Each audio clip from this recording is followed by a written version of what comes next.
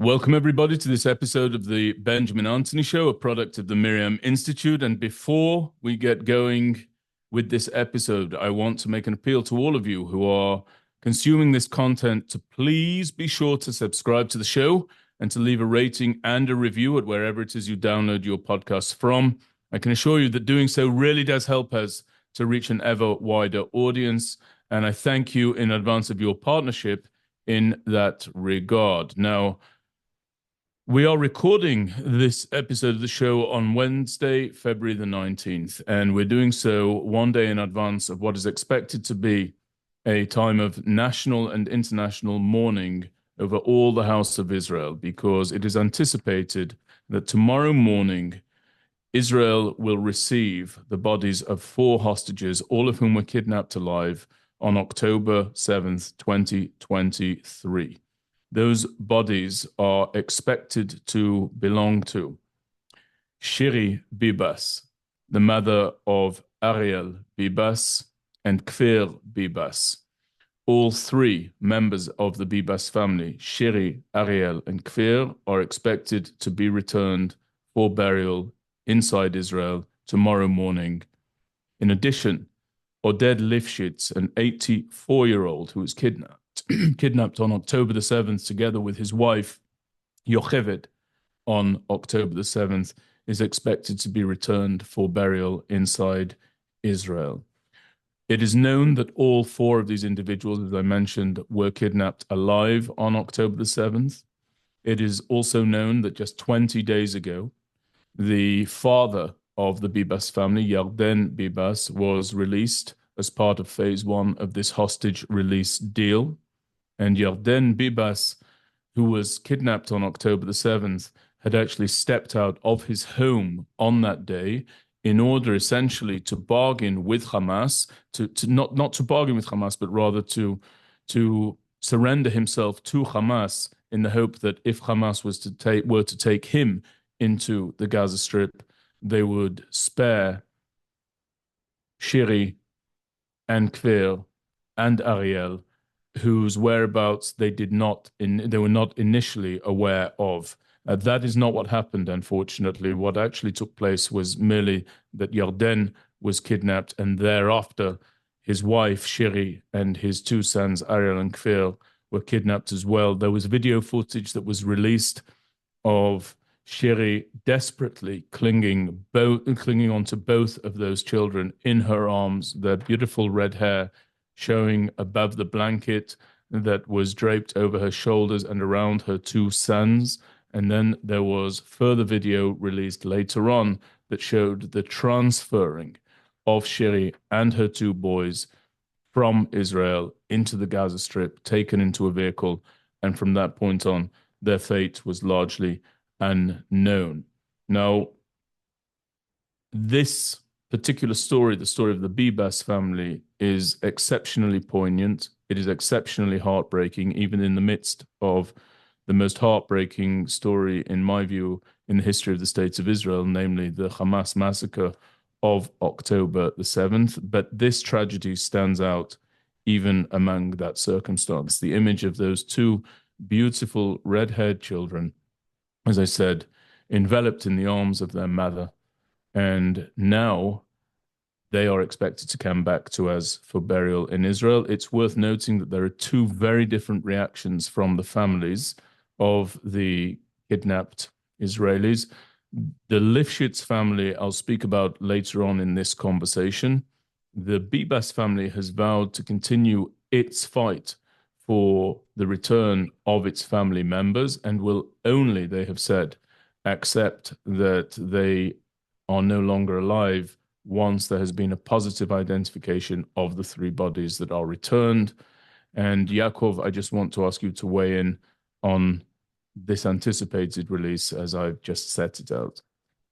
Well, I think, when you said day of mourning, you really summed it up. That's what we are in for tomorrow. I think the whole country is bracing itself for that. The sight of these coffins being picked up by the IDF in the Gaza Strip, and then the rabbinate is going to process that ceremony. There's going to be a kind of ceremony and the coffins will then be brought to the Forensic Institute here in Israel for an identification of the bodies. So, these descriptions, even before they happen, are horrific, and everything we're talking about is like out of a horror movie, and it's impossible to, I think, describe these events without experiencing as a country, and I'm talking about as a nation, re-experiencing the trauma of the 7th of October, the vulnerability, the fact that we were set upon by an army of jihadist, genocidal murderers who spared nobody that they came across. This is going to bring all of this back. It's going to bring all of these traumas at the national level back tomorrow, and so tomorrow is going to be a very, very difficult day. At the same time, I think there's also going to be a lot of obvious national anger, a rekindling of some of that anger that I think we saw earlier in this war about what the war crimes that were committed against our people by Hamas.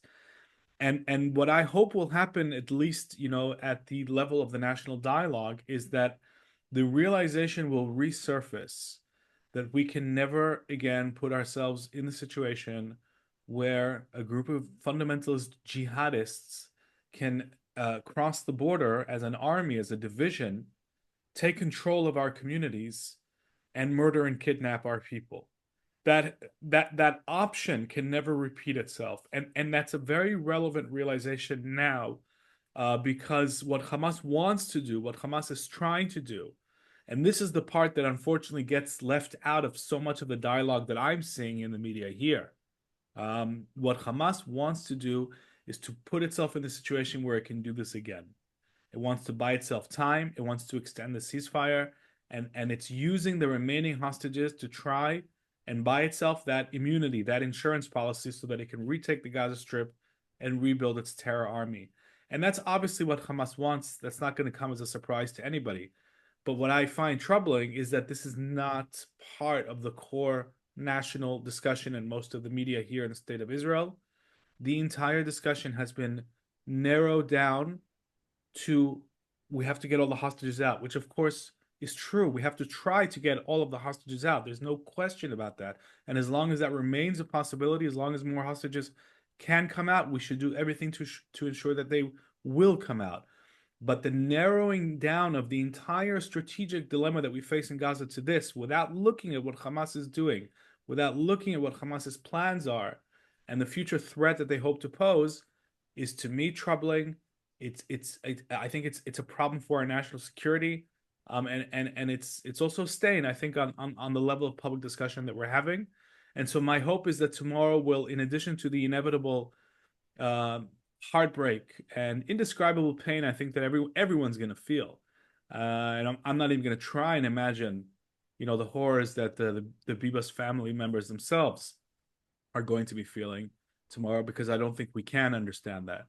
But I think all of us as a people will feel horror and heartbreak, and the only hope that I have is that this is going to also translate into a new vigilance, a new awareness of the need to make sure that this never, ever, ever happens again, and that the IDF is going to be the one that ensures that this happens, that this never happens again, and it's going to be the IDF that has to ensure that, and nobody else.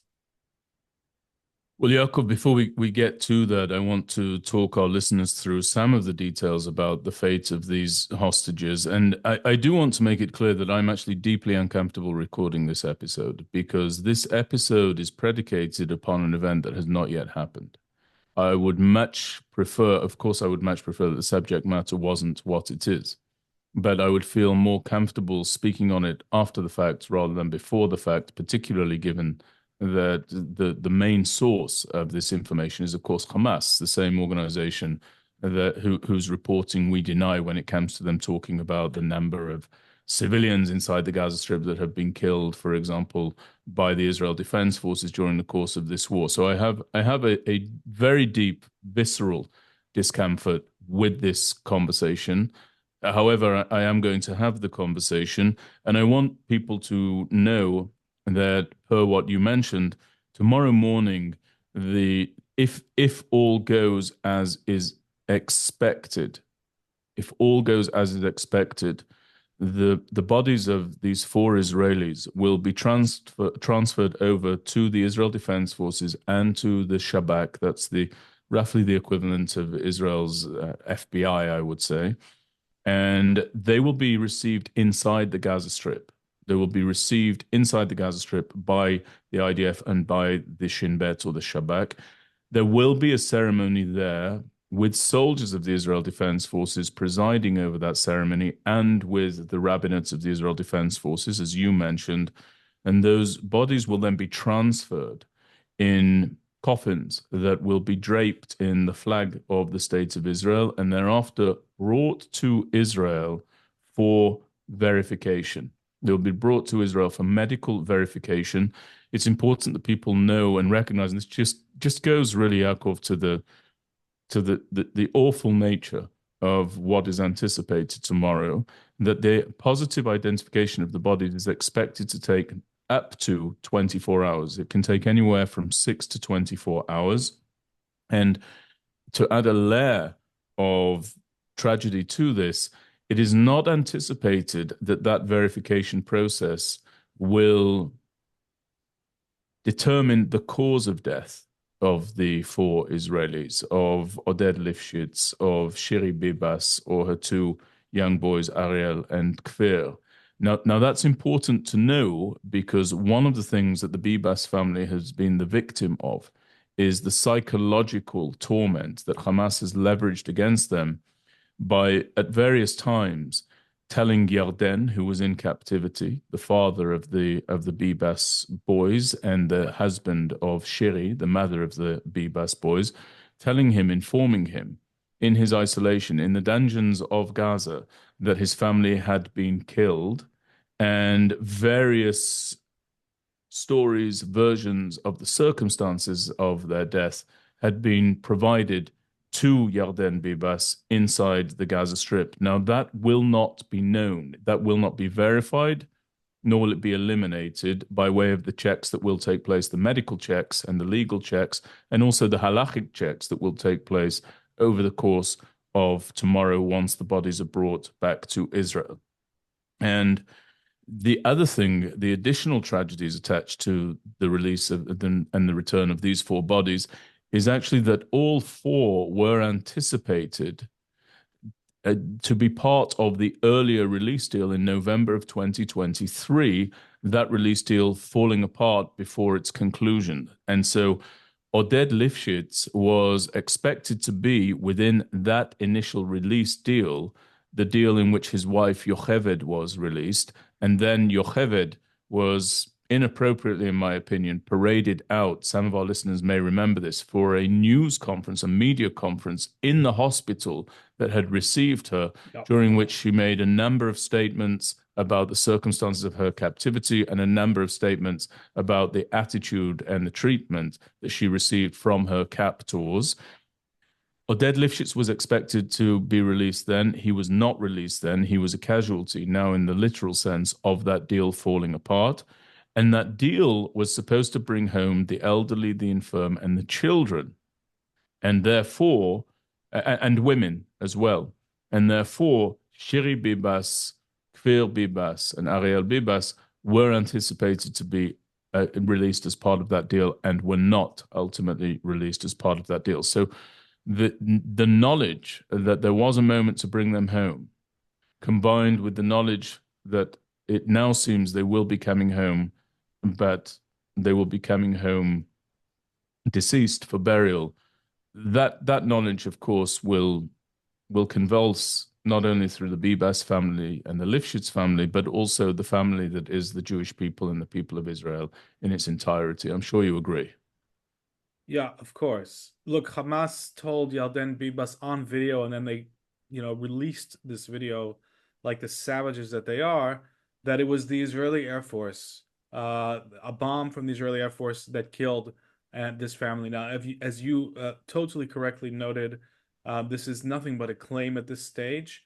And Israel being, a democratic country is not going to going to come out and either confirm, deny, or express any opinion about that claim, because there is not enough information, and only despotic regimes and jihadists throw around claims of that magnitude to serve their narrative. Israel is going to conduct a thorough forensic investigation and try, and I emphasize the word try, because it's not necessarily going to succeed, but it certainly will try to figure out the cause of death using its most advanced forensic tools.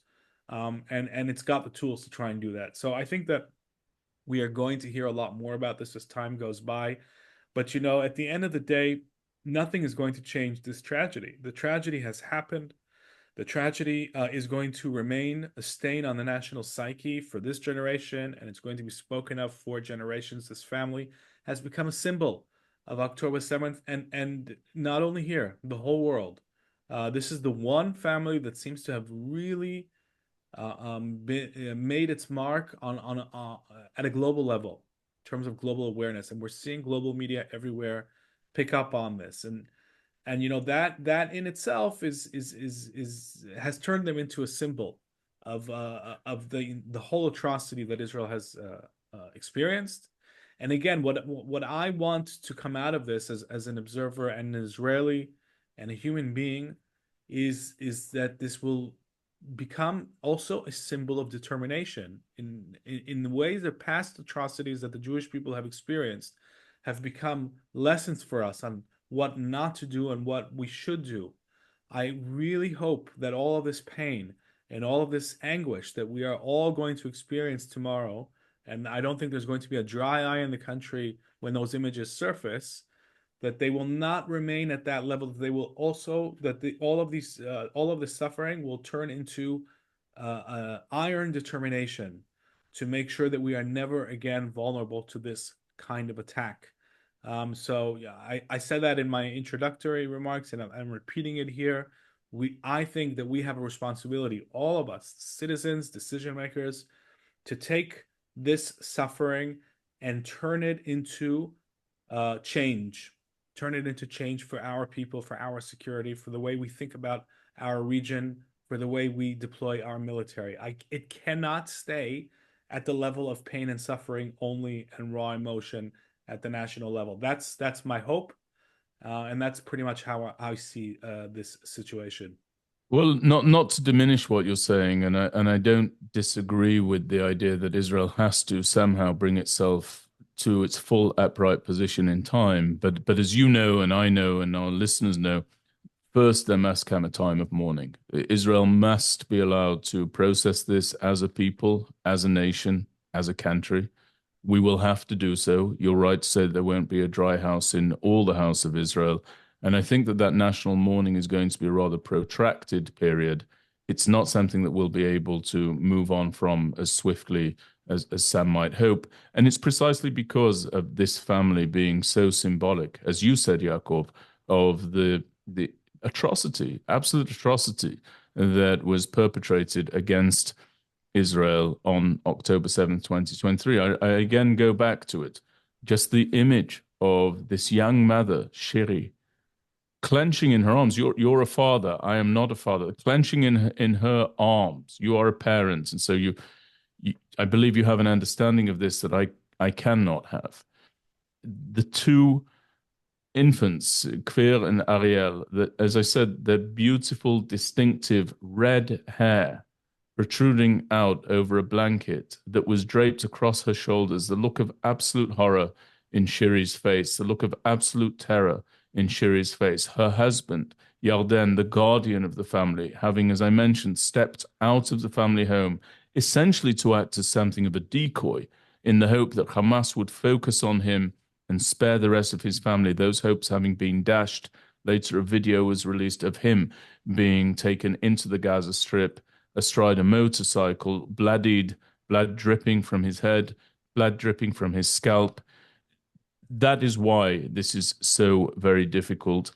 And I want to talk a little bit about the other individual whose body is going to be brought home for burial, namely Oded Lifshitz, the father of Izhar Lifshitz. And the reason I want to talk about Oded is firstly for people to understand that there is some information known about Oded, who I remind you was 84 years of age when he was kidnapped. So, first of all, Oded and his wife, and this goes to the heart of everything that you've just mentioned, Yaakov.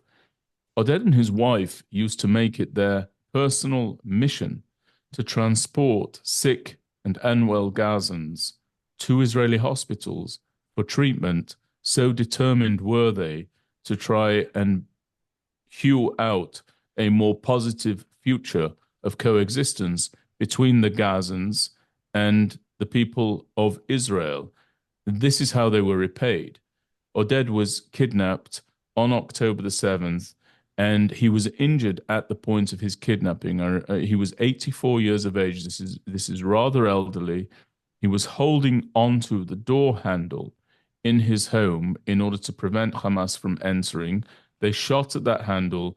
Oded's hand was injured as a consequence of that, so he was taken into the Gaza Strip bleeding. He suffered from asthma and he suffered from blood pressure issues.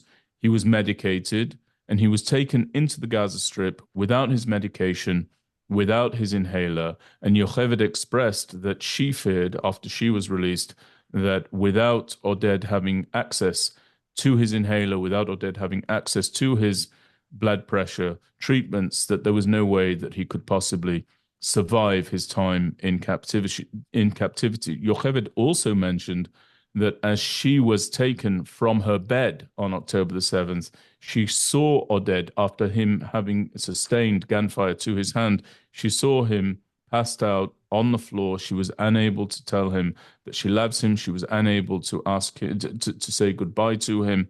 She really didn't know what his fate was going to be. But we do know something about what occurred with Oded Lifshitz. He was held for the first 2 weeks of his captivity in an apartment inside the Gazan city of Khan Yunis. And shortly thereafter, all word of his condition came to an end. And our organization, Yaakov, actually had Oded's son, Yitzhar, with us during the annual strategy and policy tour that we do for cadets of the United States Military Academy at West Point, the Virginia Military Institute, and other institutions. And we brought a delegation of I believe it was approximately 50 cadets for a tour of the death camps in Poland. These were not Jewish delegates, and we were not able to bring that delegation to Israel last year because of the hot war that was continuing and that was ongoing. And so what we did was we brought them to the Polish leg of the tour. Typically, the tour goes to Poland and then on to Israel. We brought them to Poland, and we brought Israelis who had relevant, timely stories reflective of the broader dynamic in Israel at wartime to Poland in order to speak to them. And one of the Israelis that we brought was Oded Lifshitz's son, Izhar. And Izhar Lifshitz spoke to our cadets. He sat for interview in front of the cadets. He talked about the suffering that his family was going through as they awaited word of his father's fate. And I want to express this in full. Oded's son Izhar traveled to Poland to give one talk on one day to the group, and then he was planning on turning back around and flying back to Israel because all of the hostage family members find it very, very difficult to be away from Israel when they don't know when they will hear news. Any development can take place at any time at just a moment's notice.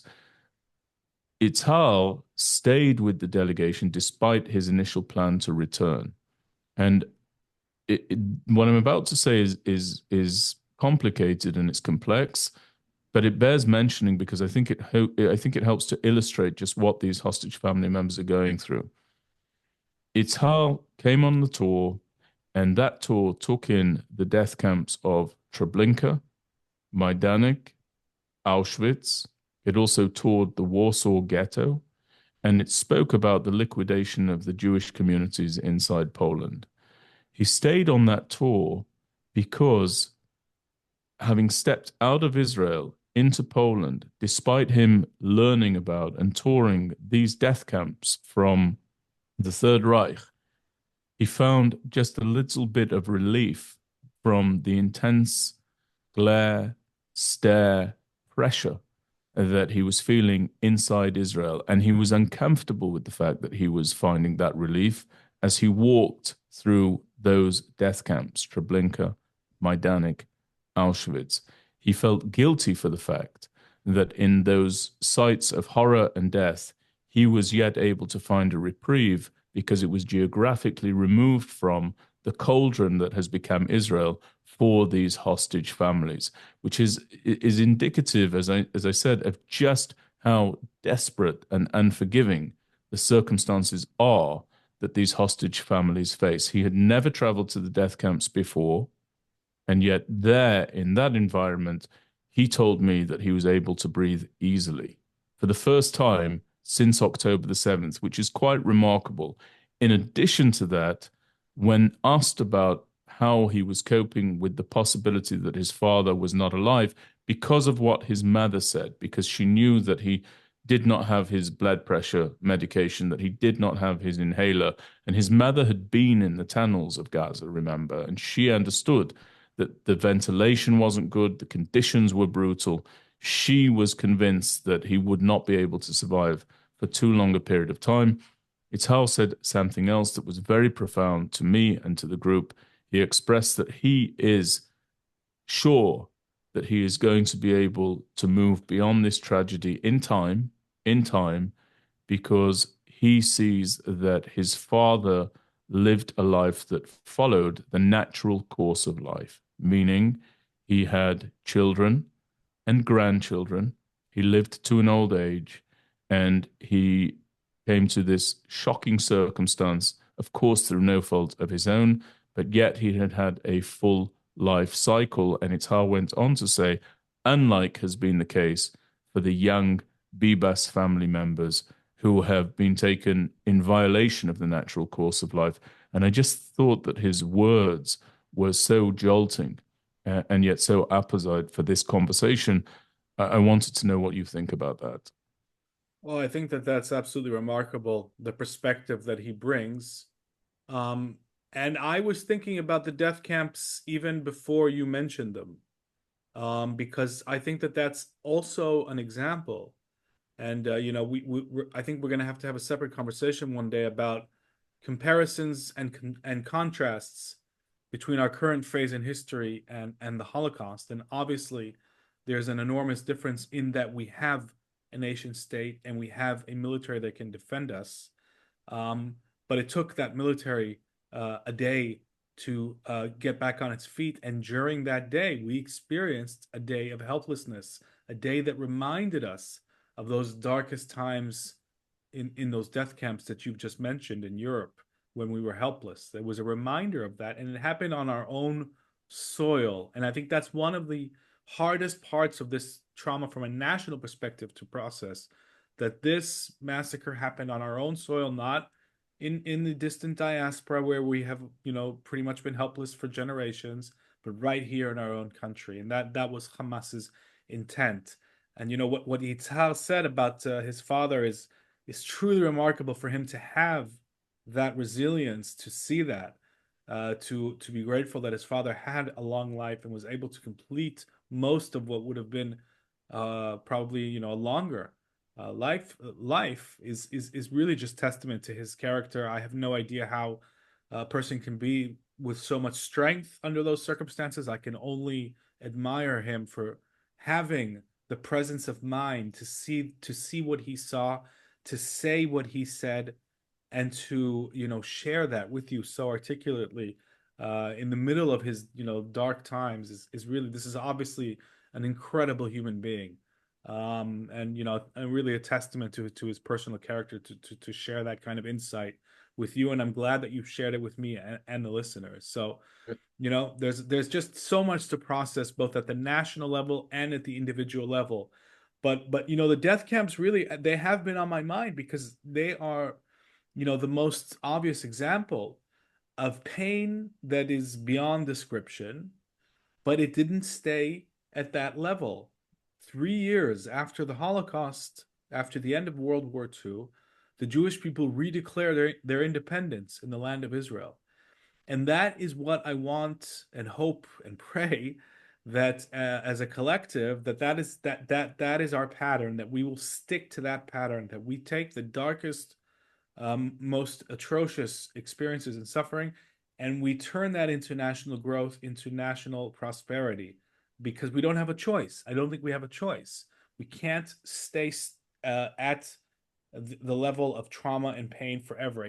I think that that's dangerous for us. So you're absolutely right. I take your point about the need to process, and I think everybody does that, separately, does that individually. I can tell you for myself, by the way, if we're talking about individual impressions, that my personal tendency when I face and have faced, various traumas and difficulties is to take it in, the dry facts and deal with the emotional part of it later when I feel that I can deal with it. That's just my tendency. And I think that's probably something that I've developed to help protect me. So, everybody has a different way of dealing with these things. And I think every which way is legitimate. And I hope that tomorrow, what will happen at the national level is that the bitter feuding that has been taking place in our society will come to a halt tomorrow. That will stop that feuding tomorrow, and that we'll remember that we're one people with a common fate, and maybe that will also promote that understanding as well tomorrow. But what a thing, Yaakov, that again, before we turn to our next topic, that in the midst of the death camps of Poland, because of the suffering that he is feeling, not knowing the fate of his father, Izhar Lifshitz was able to find some relief from the tragic circumstance into which his family had been plunged inside the states of Israel, them having been kidnapped into the Gaza Strip. I must say that I'm clinging to hope, the forlorn hope, I believe, but hope nonetheless, that perhaps, as the family of the Bibases are doing as well, that perhaps they may yet be returned, that perhaps this information may prove not to be founded. But I do, of course, acknowledge that it seems at this stage to be a forlorn hope. I want to talk to you about one other matter, which is the switching up now, and it obviously it relates to this topic directly, the switching up of the composition of Israel's negotiating team. The negotiating team that's been at the helm, which has been led by David Barnea, the head of the Mossad, and also by Ronen Bar, the head of the Shin Bet, as well as Nitzan Alon, who is the military representative to that negotiating team. That team has been shaken up, and it is now going to be led. The negotiations will now be led by Ron Dermer, who is Minister for Strategic Affairs, but more than his title is really the closest confidant that Prime Minister Netanyahu has. He has been a confidant of Prime Minister Netanyahu for decades. He is sometimes described as being Bibi's brain. I've mentioned in the fact that I think that that's a complete misnomer, because I think Benjamin Netanyahu is more than bright enough. I don't think anybody should assume that either Benjamin Netanyahu or Ron Dermer need any second party to act as their brain or their intellect. But Dermer is going to be heading up the negotiations now, and it's despite the fact that with all of the leaks and all of the discord among the negotiating team and between the negotiating team and the government and the Prime Minister's office, this deal, for want of a better word, has met with success. 24 living hostages have come out. It is reaching the terms of the deal, namely that 33 hostages would be returned. And so the question has to be asked, why, given it's difficult for me to term it successful outcome, but given the fact that the deal has largely followed the terms that were set out for the deal, why at this stage is the helming of the deal being changed and adjusted so drastically? It's thought that Ron Dermer is specifically going to be brought in order to replace Ronen Bar, who, as I mentioned, is the current head of the Shin Bet. I think this is long overdue, and I'm not even going to weigh in right now on the performance of Ronen Bar as a negotiator. David Barnea, head of the Mossad. I think that the heads and security officials and the heads of defense organizations should not be acting as negotiators. Period. Period. And the reason is that they should be busy with security. And I think that negotiations is one role, and figuring out ways to protect the people of Israel and to eliminate enemy threats is another role. And I don't think they have anything to do with each other.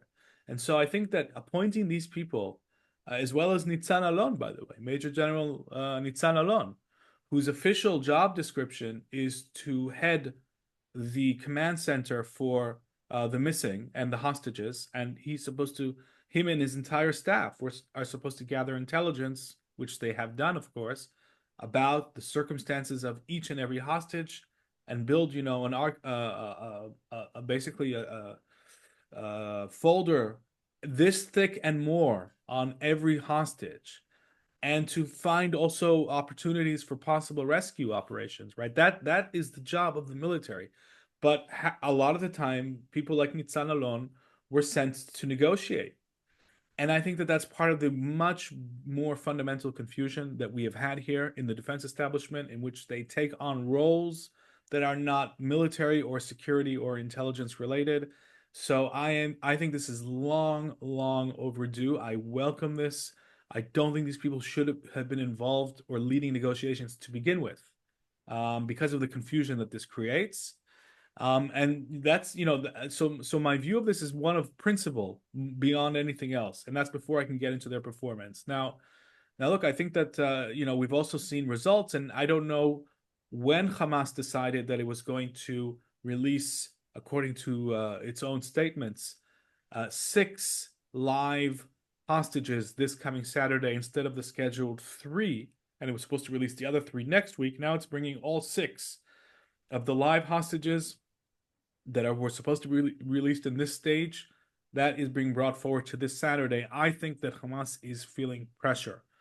And the reason that they're under pressure is, first of all, they have no active allies in their war right now. Hezbollah is out of the picture. It's licking its wounds. It's devastated in Lebanon. The Iranians are out of the picture in terms of being an active participant in this war. You've got the Houthis, which are a peripheral proxy. They're holding their fire. So Hamas is on their own. And they see that they cannot bring the United States to bear as a pressure lever on Israel anymore. Since the Trump administration has come to power, Hamas, have lost the ability to wield pressure on the Israeli government via the US. So I think they've lost many of their pressure levers and bargaining chips, and therefore they are willing to be more flexible in their goal to keep this ceasefire going. So all in all, I think these 2 developments, both of them, are positive. Where this will go, we don't yet know. But at the end of the day, I think Israel's basic approach is to try and keep this pace of release going for as long as possible. And the moment that Hamas starts playing games, starts making excuses, starts saying why it can't release hostages, I think that is when Israel is going to be looking to return to combat. Yeah, I agree with you. I don't think that the heads of the Mossad, the heads of the Shin Bet, should have been in charge of negotiation. Incidentally, specifically the head of the Shin Bet ought not to have been, because October the 7th happened on his watch. And I think that his reaction to that, whatever it may or may not be, will, to some degree, inevitably, because he's a human being, inform the way in which he conducts negotiations, the same way that I believe that the chief commander of the Israel Defense Force, the chief of staff, Lieutenant General Herzi Halevi, will not be able to disassociate his actions after October the 7th entirely from his failure to protect and defend Israel's civilians on October the 7th. And the list goes on and on and on. And I've said in previous conversations here in this show, something that has concerned me, it concerned me before October the 7th, has long been that the defense establishment has an outsized role within the management and operation of Israel as a state in its entirety. I cannot think of a similar situation, certainly within the community of democracies, where all roads lead to the defense establishment to resolve any number and any manner of challenges and problems and to overcome any number of hurdles, regardless of the shape or form that those hurdles may present themselves in. So I'm pleased to see that. I think that just to build on what you said, this likely is a prelude to Ronen Bar being dismissed by Prime Minister Netanyahu. There are various reasons that this is anticipated in the near future. One of those is that Prime Minister Netanyahu has been waiting for the appropriate time for Ronen Bar to be dismissed from his post after the failure of October the 7th, just that in and of itself. In addition to that, the Shin Bet actually opened a formal investigation into the Prime Minister's office and various members of the Prime Minister's office around the idea that some of the spokespersons of that office were actually, while working within the office of the Prime Minister, presenting favorable information about Qatar and may have been on the payroll of the Qataris for doing so. That will all be processed. We'll see how much of that is true. We'll see how much of that is not true. I don't think that we should jump the gun, but the investigation has been launched. And the other reason is that it's possible that Ron Dermer, Minister for Strategic Affairs, who came into his position during this government with the mandate to broaden the Abraham Accords and to manage the Israel-US relationship, Ron Dermer may be seeking to regionalize also the outcome of these negotiations through the rubric of broadening the Abraham Accords and also maintaining and strengthening the relationship between Israel and the United States of America, something that I don't think David Barnea could achieve, and something that I don't think that Ronen Bar could achieve. I also don't know whether it's appropriate, incidentally. I don't know that the resolution to the hostage crisis ought to be tied to normalization with the Saudis. I simply don't agree with that. And I also don't agree that it ought to be tied to Israel's right to ability to approval for it to carry out a strike against Iran's nuclear weapons program, something that I believe may be part of the reason that Dermer has been put at the head and the helm of the negotiating team. I'm not in favor of that because I believe that normalization should happen separate from the hostage crisis, and Iran's nuclear weapons program needs to be dealt with separate from the hostage crisis. And I think that they must also be tackled, normalization and the destruction of Iran's nuclear weapons program, without us for a moment, offering to allow Hamas in situ inside the Gaza Strip in order to gain American support for normalization or for a strike on Iran's nuclear weapons program. But those are all different topics. The other reason that Dermer may be at the helm, Yaakov, is of course that it was known that the Prime Minister's office was at loggerheads, certainly with Ronen Bar, with the Shin Bet, and also with Nitzan Alon, the military representative, if you like, Major General in the Reserves, Nitzan Alon, and that there was endless leaking coming out from the negotiating team about what was transpiring during the course of the negotiations. And the Prime Minister's office was constantly having to respond to those leaks and to react to those leaks and deny them or to confirm them, depending on what the case may have been. No such leaks are expected to eventuate or emanate from Ron Dermer's leadership of the negotiating team, precisely because of what I said earlier, because he is an absolute loyalist to Benjamin Netanyahu. I don't mean that in the derogatory sense. He is utterly loyal to Prime Minister Netanyahu, though known to voice his opposition to various decisions as and when he feels it's necessary. So by no means a blind loyalist. I think that the Prime Minister feels that he needs to stop that leaking. He needs to have somebody who will faithfully transmit the mandate that is bestowed upon them, who will faithfully implement that. And so we have Ron Dermer leading the negotiating team for the return and the continued release of the hostages, and also for the outcome of Hamas inside the Gaza Strip. Do you have anything to add to that? If not, I'm just going to make a final comment.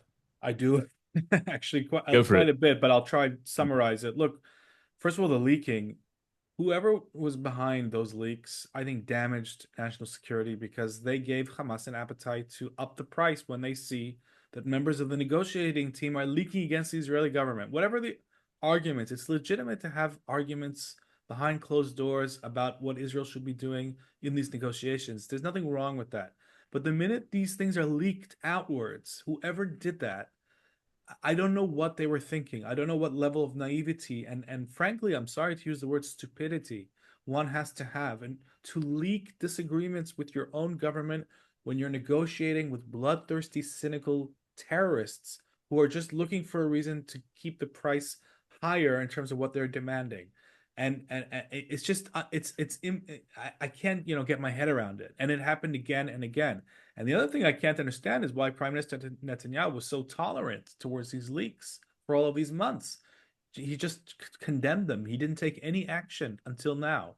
And so I think that that whole thing represents a systematic failure that I really hope will go away because it was really just the Israeli system tearing itself apart and Hamas benefiting. And all of this was happening while the Biden administration was saying that Hamas was the main obstacle to reaching a deal until now, and basically ruling out what many of these leakers were claiming. So the whole thing is a mystery to me. It's an enigma. It drove me crazy. Every time I saw one of these leaks, the first thing I thought about is this is going to cost the hostages. This is bad for the hostages. This is going to make Hamas more emboldened. What are these people thinking? What value system is driving them to be so blind? Now, I wanted to say one thing about Qatar. First of all, this investigation should absolutely go ahead. I'm in favor of the investigation that you mentioned. But the problem of Qatar is so much bigger than this investigation. The US, the largest American airbase in the Middle East, is located in Qatar. And the reason is because the Qataris spend billions building this airbase and creating state-of-the-art facilities for the Americans. Now, if the Qataris can buy their way into the DoD and the U.S. Air Force to the extent where the U.S. is going to overlook Qatar's support for terrorism, the Muslim Brotherhood, and Hamas, and keep its airbase stationed in Qatar, then what else are they capable of doing and buying their way into? And the answer is a lot. So that's one thing I wanted to put out there. This is a global issue. It's not only about which advisor to the prime minister is under investigation. This is so much bigger than that. And the last thing I wanted to say, and this kind of ties everything together, is we were talking about how inappropriate it is to have security officials act as negotiators. When these security officials went to Qatar and had to go there because Qatar was an intermediary, how could that not influence their view of Qatar? Because once they see Qatar as necessary for the negotiations, that I'm saying this only as in terms of a judgment thing. This is separate to everything else I've been saying until now. But when they go to Qatar and have to negotiate with Qatar to try and get hostages out, that's going to disrupt the defense establishment's ability to figure out how to push Qatar out of this region, which is what Israel needs to be doing.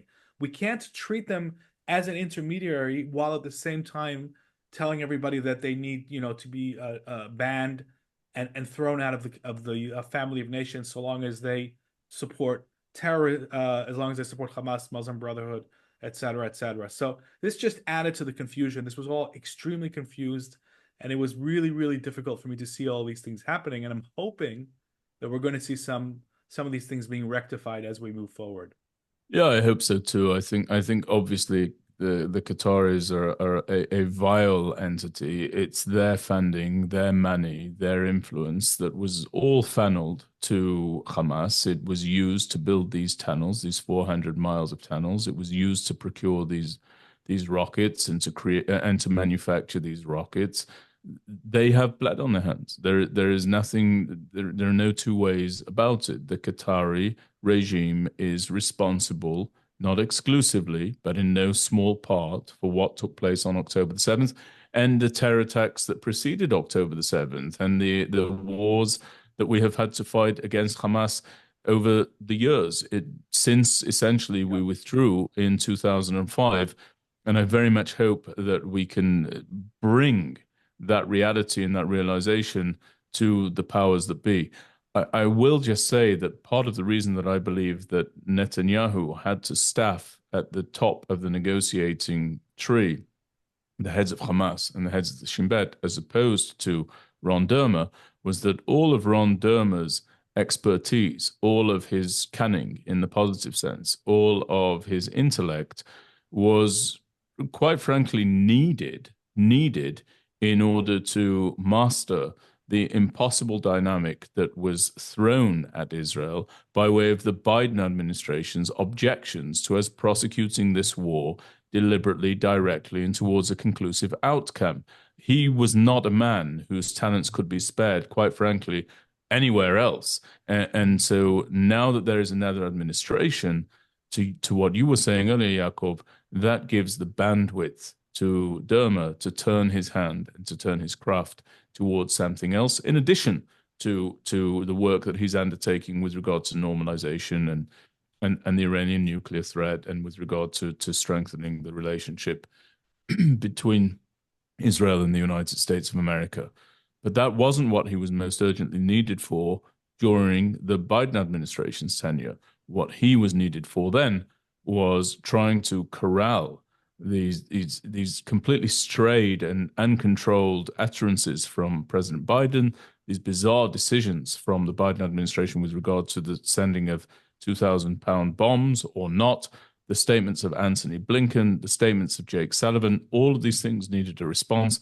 Dermer will have been one of the key figures in crafting that response. And so I just think that that bears mentioning when it comes to assessing his availability and suitability for leading the negotiations at this stage.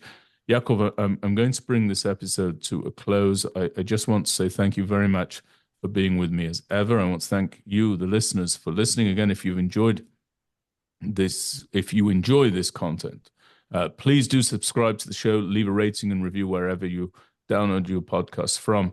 And I'm sure you join me in praying for the safety of Israel's soldiers, for the return of all of our hostages, and for the wisdom of our leaders, and a particular prayer, particular tefillah, for the strength of the families of the Bibases, of the families of Shiri Bibas, Ariel Bibas, Kfir Bibas, for the father, the patriarch of that family, Yarden Bibas, may he somehow find the strength to live on despite this horrific tragedy.